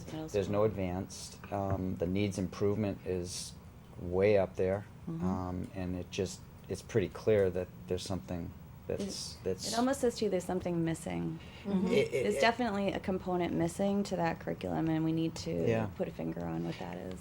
Yeah, no, I know you guys have recognized it and said it and stuff, but. Yeah, we really are looking at that, and you can even see it because the split is so even that you can And that happens at the state level too, so Right. that's why they gotta keep Right. calibrating their tests to see, whether or not it's, doing what it needs to do too. Okay, and this is our high school data. So, as I said to you before, 99% of our students were proficient or advanced at the high school in ELA. 1% of our students fell in the needs improvement category. Let me pull out my numbers here. This is data for last year's. This is last spring. In the spring, yep. 90% proficient and advanced in math, 94% in science. And so you see from 8th grade to 10th grade, there's this amazing shift that happens when it comes to science. And the way that science is assessed at the high school level is by class. And so we'll have a biology exam, a science and technology exam, an intro to physics exam. So students are able to get into the science that fits their learning style. And so you do see a difference here in that On a content when you look at the specific test, scores. And Yeah. so, Good point, Julie. yeah, it's just very interesting how that changes things. So we're very proud, obviously, of the work that's been done, and also the way that it goes to show you that the longer the students are in the district, it's pretty amazing what they're able to do. Does longitudinal data kind of fall out the same way as last year's data, where we see, we may see the middle school kids showing some signs of struggle, and then this huge jump to Yes, I think this is the biggest jump, and I guess it's pretty amazing given the fact that we had that split in the frameworks. And so what it also says is our curriculum really speaks to the new frameworks, that Well, they I think mesh very well. To me, And it says so- we build a foundation. Yeah. We give kids time. I mean, which I almost think it would be troubling if you saw this kind of data at 8th grade or even 4th grade or 6th grade, that you have all these brilliant kids in your district. No, you educate them over the course of their career, and What's then the point of and school if you're already smart? you get There to you this go. point. You get to this point after time, and I think that's a really great. That's a powerful Yeah. story. One of the things that I wrote down a note, because we do it every year, we just didn't do it yet, and that is to look at the cohort data. So to me, that's more valuable than looking at, Right, one because group of 10th one group graders at or, every where test, right. we look at the kids that, when they took the test in 4th grade, it's not the same, individuals may have left or come, but it's the same general group. Yes. And, you can look at, when they were in 4th grade, even though the test is different every year, but you can see the amount of. The trend is. You can see the trend in a really positive Much manner. bigger I think story. those early years are about Bigger learning story. how to learn. Yes. About learning how to be curious about the world, about learning, and you would expect high school students to be more interested in mastering. I mean, and carrying that then into college and into life, that sort of mastery of knowledge. But you have to learn how to do that. You have to learn how to be curious about the world and how to be inquisitive. And that's, one of the reasons I oppose testing in early grades is because I hate for kids to feel that they're labeled as I'm just, I'm a needs improvement kid. I'll Well, always this be does also speak to that, and it says Yeah. you could be a lot of different things, but Yeah. and everyone has those moments in their life. But as you move forward here, you do gain the skills that you need. Foundation, a good Right. foundation, and you can get to this point at some point. I like that. That's Right. a good story. Okay. I'm trying to think of how. Okay, well, it's always the race to who can report this the fastest. All right. When it comes out on Friday in the portal in the DOE website, the whole system crashes. No one can get in. No one can get the data. It's crazy. And then all of a sudden the Globe will start throwing out their statistics. And so this I think came up Friday night after the data had been released. And so it just they do a summary report of advanced, the same thing, just in, it looks a little different. The number of kids tested and then I don't know how they really quantify or qualify this. I kind How of they would be place interested them, to figure that one out. The overall placement of schools, their kind of level of where schools fall across the state. And so that you'll see. And we also have the globe analysis for the high school. And so I think this is why Peter got a phone call. You'll see that, we're certainly up there when it comes to overall placement according to the Globe analysis. And it's good news. Okay. So we do a lot with this data. This is just the introductory 101, data 101, when it comes to what we do with it. We have all our department heads, teachers, grade levels, vertical teams looking at the data. So we all look at it from a different perspective depending on where you are in that mix. We look at the data down to the item level. So we take the exam itself and then we look at every question. We look at the way questions are worded. We look at the way students answer questions and try to determine like how did they get tripped up, so we can speak to that. We look at open response questions, how students answer them. We don't get our students' actual written responses, but we get kind of an average of how kids typically respond in that rubric, and so we look at that.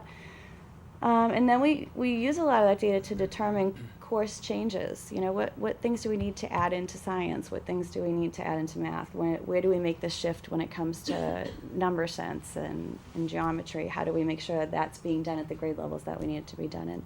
And so it's a giant test, but if you really take it in pieces, you could do a lot with it. And so we really do work with it. And we have enough years now. Throughout the year. So we can Right. look at mathematics. So, no, you know, when you have different groups every year, you look at the group that's in front of you. But when you have multiple years of data, you can look and say, all right, where have our fourth graders been in math? You know, and that really helps us too in terms of looking at trends, subject by subject, grade by grade. Mm-hmm. And so we'll continue to look at what did the high school do that helped us to kind of close that achievement gap. What were some of the strategies that they used, and how can we think about replicating at the middle school and even the elementary schools? What are some of the strategies that they use that really help them tip the scales? And then, as Carol talked to you about RTI, I feel like every goal that we have comes down to RTI, and how are we going to address our high needs student population is certainly something that we need to think about.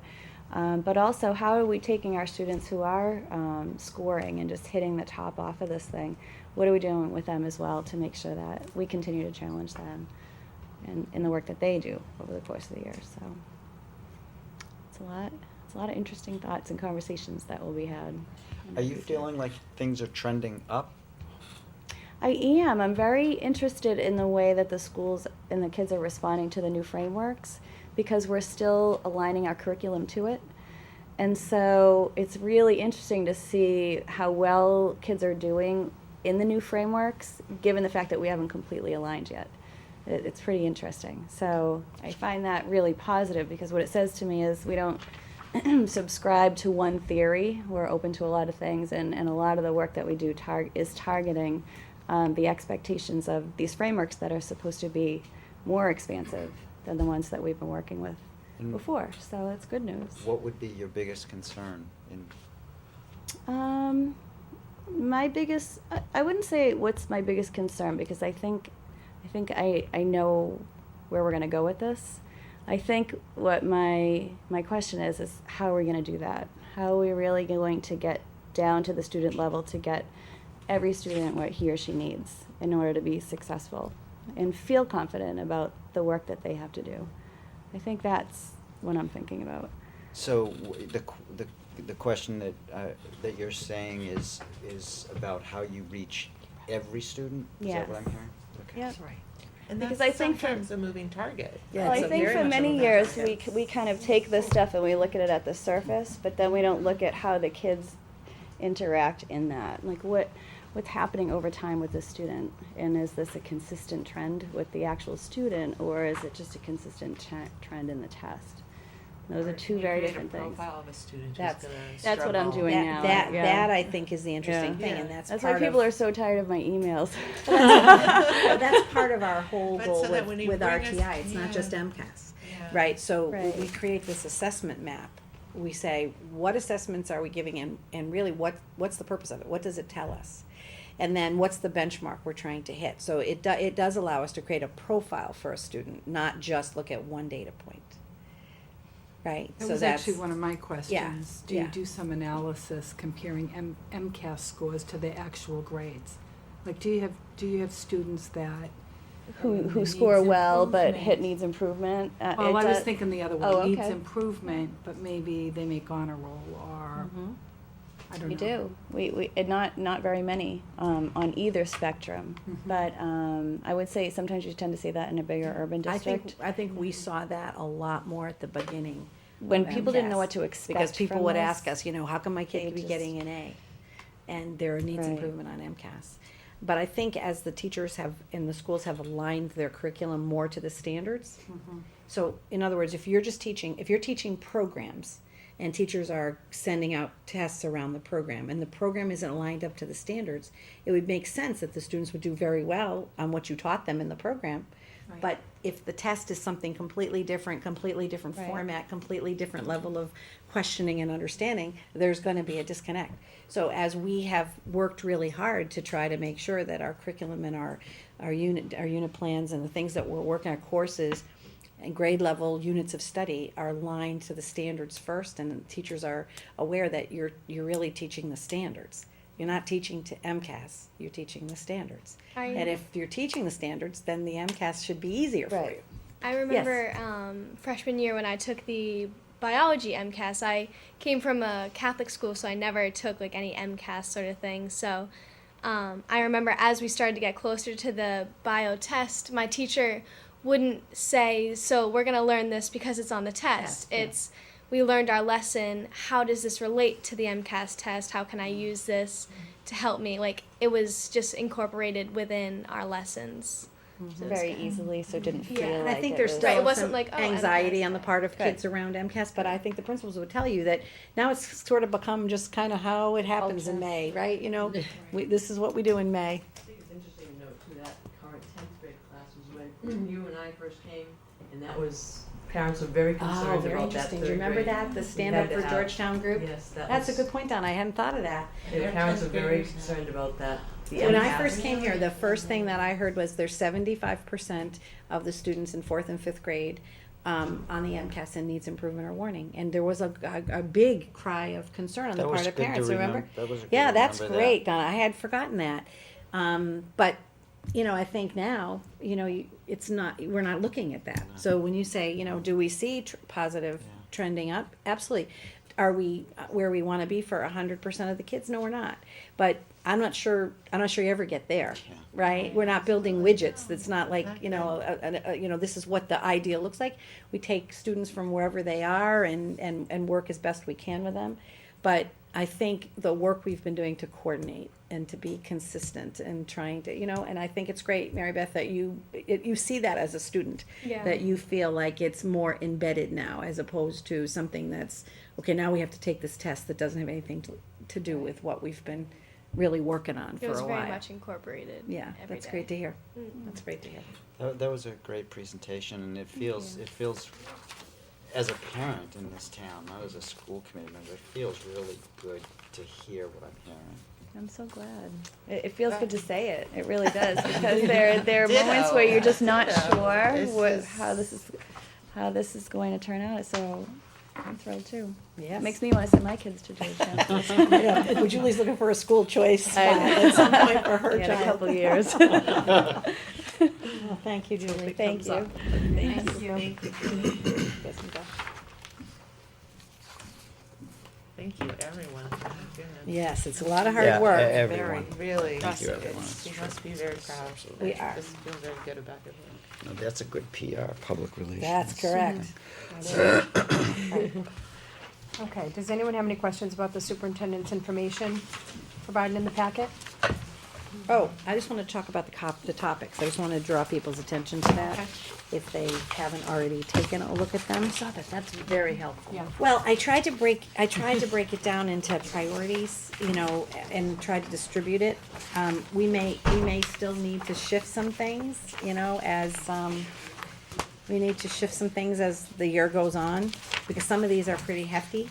But what we tried to do was to think about all of the things that have to do with what the school committee's business is, obviously. But in addition to that, we also talked about what are the kinds of things that we would want to make sure as school committee members you knew more about. So like things like the educator evaluation thing, things like the work that we're doing with the strategic plan on the curriculum alignment. So Julie, I want Julie to be able to have her vertical team come and talk to you because they're doing awesome work. The math vertical team and the science vertical team, it's great for them to get some opportunity to share with you and then obviously to the public. So it will be a busy year, but remember back to the little graphic of all those things, that's why, because we're trying to do our best to keep you updated, knowing you can only absorb so much probably, but it's all part of the strategic initiatives. Going back to what Mike said, is that one of the things you want as a school committee to be doing is always thinking about student achievement. So there's stuff you have to do that's just your business, but then there's other stuff we're doing in the district that impacts, your ability to do your business. So anyway, this is what we're thinking right now. We will have some shifting maybe, and there'll be new things that come on, but this gives us just a general framework. Thank you for that. You're welcome. Yeah, I find that very helpful in planning and Yeah, the way I I like planning. think about, yes. Me too. Does anybody have any questions about the superintendent's? Oh, one more thing, sorry. Turf field project. Oh, I turf just field, wanted, yeah, I the just RFP. wanted to, I did, this was a follow-up, because we didn't have it in the shape we needed it to be in. But I do wanna just, draw your attention to page 11 of 13 and the schedule. Because,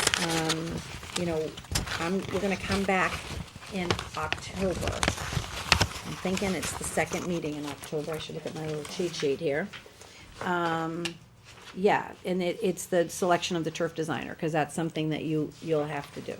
So as of the 25th, I believe, it was in the Central Register, so that's great.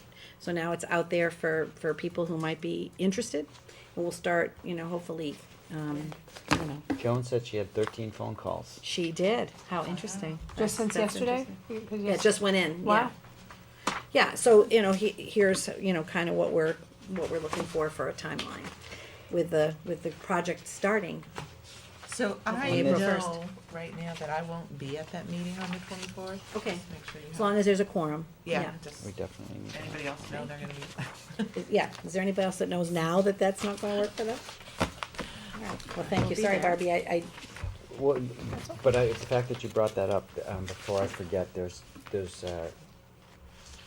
one thing that's very important in this that we never talked about, which is the mapping of the wetlands. And there is a seasonal issue in there, and I don't know how that jives with Conservation Commission and when you can do that, but if permitting is part of this, which it Right, is. right. There's a period of time seasonally when is the only time you can identify the wetlands. It's not something you can go out there and Oh. do 365 Okay. days. Who So would know about that? Steve. Okay, And then when depending on what he says, it may be fine with the schedule, but if okay, not. okay, I'll check, I can That check was in with him on important. that, thank you. Woke That is up- important, I woke up I thinking- would have had no idea that was That important. makes sense. You can't identify wetlands under 6 feet of No, snow, and right? then you Right. gotta wait until you can, and that screws up the whole schedule. Okay, so let me see if I can make a contact with Steve. Okay, so anybody have any questions about the superintendent's information? No? Okay. Subcommittee reports? Budget and finance, you said we met? Let's see. We did, and primarily what we talked about was what Joan Yes, had talked yes. about, was that we talked Yeah. a lot about the truck. I think we covered And the budget, everything. FY. The budget, Joan presented the FY budget update, with the transfer form. And, she And I said the think- enrollment in Set after-school a new programs meeting. and sports rosters are full or filling up as Yeah. projected. And we did talk about the budget priorities and the guidelines, and I did, timeline and I the did guidelines. reach out to Sandy Garrity after our conversation. And, cause we always wanna have, advance guidance from the FinCom. And she said basically the same as last year. same as last year, so, you know, we should look at what we, you know, level services, maintaining what we have. And basically, anything we want in addition to that, we just need to justify it. There's that override again. What override again? Well, there's the override helping. Oh, yeah, absolutely, absolutely, I'm another telling year you, that's. continuing that way. Absolutely, so, you know, she said they'll be conservative initially, you know, till they know exactly how things go, but she said just plan on what you did last year, you know, salaries, non-salaries, and special ed, break those out, which we're fine with doing. And so we would wanna talk in early November, as a committee, as to what we want the budget priorities to be. And then my recommended budget would be January 9th. And then you would be reviewing it in February, like you always do, and having a public hearing. And you would adopt it in February. And I don't anticipate it being a difficult budget, because we've got that new format, everything down to the line. Right. You know, Going the it'll just be looking at what the priorities are, really. Yes, a simpler process. Much cleaner. Next meeting, October 16th. Yep. Okay. Governance? So we met this evening before this meeting, and Carol, you have to report on our concussion policy to somebody by the 30th, but we will I be do. reviewing the policy at our next meeting so that all of us can take a look at it and make sure that we're okay with it. Any questions you have, yeah? If you have any questions, and then we'll look at the first 7 policies in section I of our policy handbook. Lori and I will review them, and Carol, and we'll be discussing them at our next meeting. Barbie, we have a meeting scheduled for the Baker Adams Correct. Scholarship Review, right? Yeah, that's Good, coming you're up, right, okay. yeah. And just the It's early bullying October. language is the only Right. other one, Alana. What was that, Carol? The bullying language was the only Oh, right, other and one. then we need to make a change to the policy on bullying, because there's been some language that needs to be updated so that bullying no longer is defined as something that's done by students, but it's done by anybody at the school. Okay. So that's an update, so that'll be coming before you at some point for the committee to approve. Our next meeting is October 10th at 6 p.m., but we are hoping that we can have the door open at I know, 5:55. yeah, that's a problem. Okay. Negotiating, we haven't. Nope. Well, you got a couple, we're gonna talk about the side letter, which isn't really in Yes. it yet. Public relations? Public relations, I'm sorry, at last We have meeting. a meeting on Monday. Yes, we're Yeah, we're meeting on coming- it's Monday. coming. We got a meeting. Now, we're on the We got a same meeting page. coming Thank up. you, very good. I don't know where I came up with that first date from, but yes, the meeting is Monday, September 30th at 8:45. Okay. And, yeah, we'll be talking about SMART goals and the blog update. And I had a question for you, Carol. With a groundbreaking ceremony for Yes. the new school, who would be organizing that? Would that be? Well, And when, you know, like, Yeah. do you do one of those when you first start to build the building, or when someone first when you cuts break down gr- a when you tree, break or? ground, Well, we're first get looking to up? do that, and I don't know if you're gonna cover that, Rob, on your little report. gonna talk about Yeah, so let's Bigger let in Rob, there? yeah, we're gonna do it in November, early November. Early November? Okay. There's November 1 to the 15th is when they're seeing the ground I ceremony. have to find out happening. when the MSBA and Yeah. the local, the legislators can come, and then we'll work around that schedule. Exciting. It is Carol- exciting. Are you organizing Probably the the school groundbreaking building, right? breaking ceremony? No. Well, Is it Yeah. a school But- building committee? Is No, it- well, what so it is, I am probably spearheading it, but Okay. Michelle and Carrie from the school building committee wanted to be on it. And then I obviously want to engage the principals, you know, in that. Right. And it would be great if there was a member of the school committee that wanted to be on the planning team. And we're trying to figure out ways that we might be able to have kids, you know, get kids Oh, involved, which we absolutely, really yeah. love to do. But it's like, when's the best time to get everybody there? And, you know, it's just, so we just haven't got the logistics. It's just a concept at this it point just in came time. up at the last meeting. And I did ask Courtney and Carl and the two OPMs you know, they do this all the time, right? So what have they seen that they would say are really good best practice? I mean, we wanna make it for Georgetown, this is a big deal for Georgetown. it- This is a it big is. It's project, it's a huge. lot of money, you know, and it's really, it's been a big project. So we don't wanna understate it, but we also don't wanna, you know, make it overly, or the fanfare overly crazy either. But we just wanna have a few good minds getting together and saying, you know, but it would be fabulous to hear in October from the school committee as to what ideas you have that we should be considering, that you think we should consider, that are important. We did that And with the there- building committee, and Yeah. they didn't have a whole lot to And offer, but. one of the ideas that was mentioned, or the process that happens typically, is that there's the groundbreaking ceremony, which is actually second fiddle to the ribbon cutting. Okay. Two very different Very meetings, different, and yeah. the Oh, they the are. ribbon cutting is the one where That's the oftentimes you fanfare, get, yeah. that's where the band That's the is there, bands and the- press and the senators, and Oh. that's where everybody's there. The groundbreaking ceremony, which is in November, you know, there's a bunch of gold shovels and a few people with hard hats, and some things are said, and it's a lot lower keyed. So Okay. ribbon cutting is when the school's done and we're about to take. Correct. Yeah, that's The ribbon right. cutting is the biggie. Yeah, Oh. but with the little group, you know, some people in the group really feel like they Yeah, still wanna, They you want know, kids at the- they want, so, you know, I Sure. guess it's but I mean, that's great. That's great, Rob, because, you know, again, this is kinda your field too.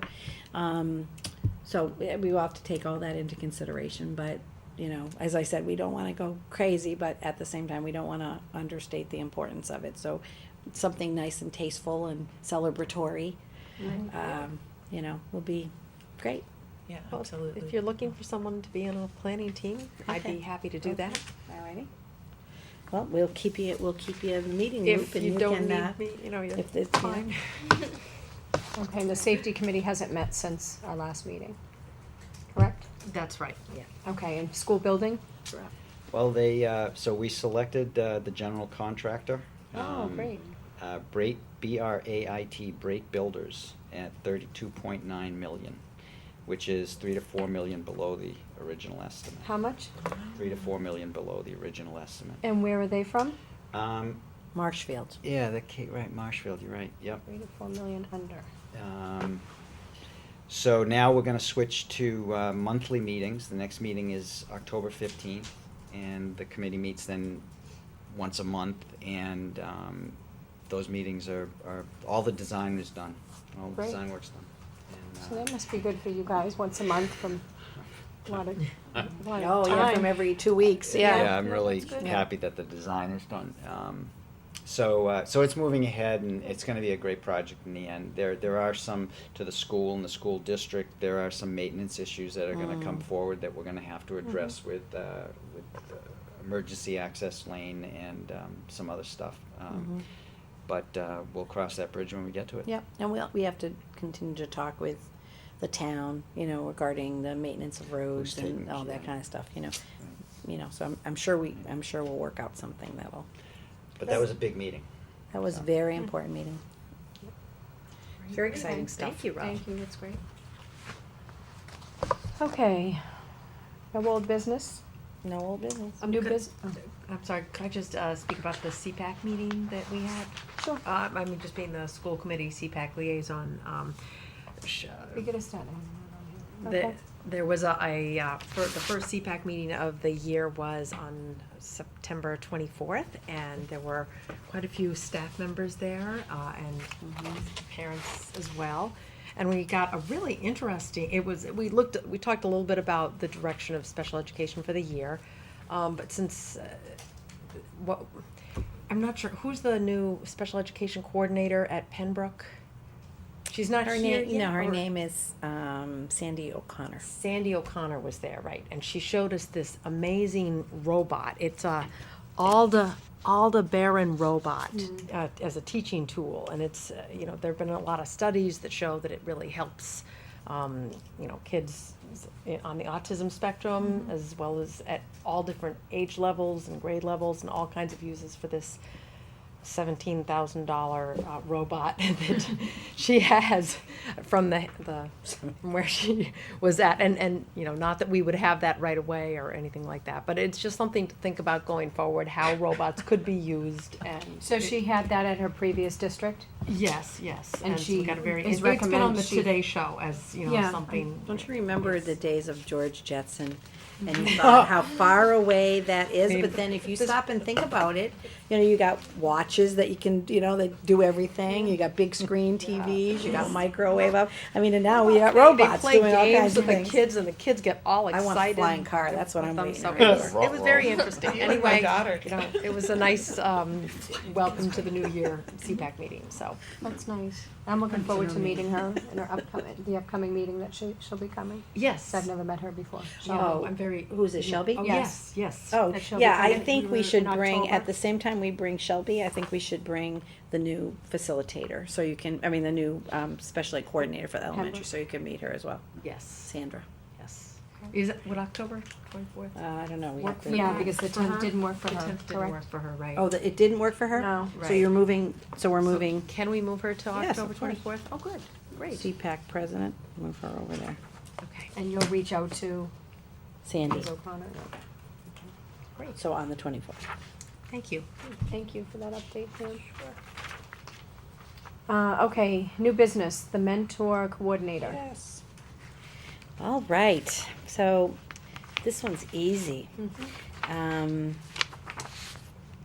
Julie and Heidi Monjo have been really, really, really involved in doing a great job with this mentor coordinator position and the whole mentor program, which is a huge, it's a huge initiative, but it's one of the more important things we do.